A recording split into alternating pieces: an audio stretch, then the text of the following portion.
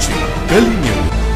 अनेक वर्ष मी हा मुद्दा मांडते इथे की माझ्या विभागातल्या विधानसभा क्षेत्रातल्या नायर हॉस्पिटलमध्ये MRI मशीन आणि CT स्कॅन मशीन ही बंद आहे आणि त्याच्यावर कुठलीही कारवाई केली गेली नाही। ते रुग्ण आहेत त्यांना बाहेर जावं लागतं आणि ते दारिद्र्य रेषेखालचे रुग्ण असतात त्यांना बाहेर MRI आणि CT स्कॅनच्या मशीन जे करायची टेस्ट असते त्याचे पैसे भरावे लागतात। आणि अध्यक्ष महोदय अंडरलाईन की मी अनेक वर्ष हे सांगत आहे नायर हॉस्पिटलच्या बाबतीत। नायर हॉस्पिटलच्या बाबतीत आणखीन एक गोष्ट आहे की जसं यांनी डायलिसिसचं बोलले, इंडोर पेशंटचं डायलिसिस होतं पण आउटडोर पेशंट कुठे जाणार? बाहेरच्या संस्थांमध्ये डायलिसिससाठी रांगा लागलेल्या असतात त्यामुळे डायलिसिस मिळत नाही आणि पेशंट तिथे मृत्युमुखी पडतात। आणखीन एक महत्वाचा मुद्दा की 28 महानगरपालिकेच्या मॅटर्निटी हॉस्पिटलपैकी फक्त 3 मॅटर्निटी हॉस्पिटलमध्ये NICU आहे।